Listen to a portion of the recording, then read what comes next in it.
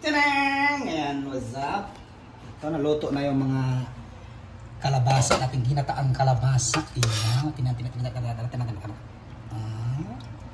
tapos dito lang muna natin ilagay kasi kung maliit kami lang naman kakain. Kaya dito natin ilagay yung kalabasa. Wow! Yummy!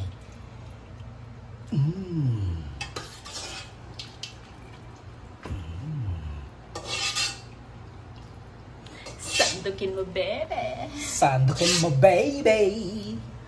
Yan, mahilig ako sa, ayan naman ba mga Bisaya, mahilig sa mga gata-gata yan guys. Pampagata.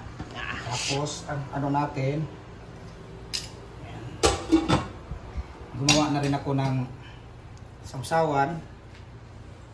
Patalastas muna. Alam mo yung bakit may lid yung ganito? Para dito. Ganyan niya. No. Ganun ang technique niya.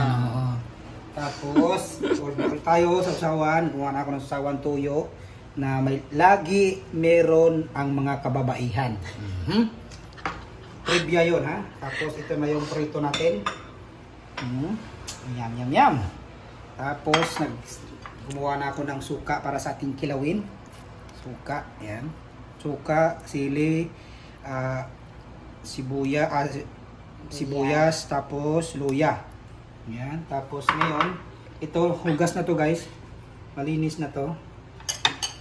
Lalagay na natin to dito guys. Ayan, kilawin.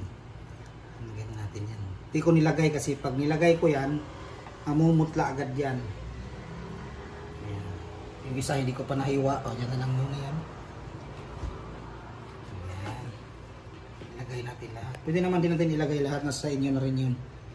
Ayan. Tapos halu-haluin. Ayan. Maliit lang yung ano natin. Pasensyahan nyo na ha. Dapat sa malaki mo nilagay. Ayan mo na. O, lipat mo dito. Ilipat natin dito, sabi ni Commander. Lipat mo sa kayara. Yan. Laki naman. Laki naman. Sinasabi ko. Okay. Hindi, para mahalo mo siya. Yan. Halo na. Yam. Yan. Diba? May ano na yan. May lasa na yan. May asin na yan. Ano. Suka. O, ngayon guys. Meron pa kaming ulam dito. Niluto na pansit. Para yan, pang umaga. Ayan. Kung love nyo yung asawa nyo, ipagluto nyo, ha? Ganun. Hindi yung, alam mo naman, pag mga lalaki, tigasin tayo guys. Kaya, kakain na kami. Hanggang sa muli.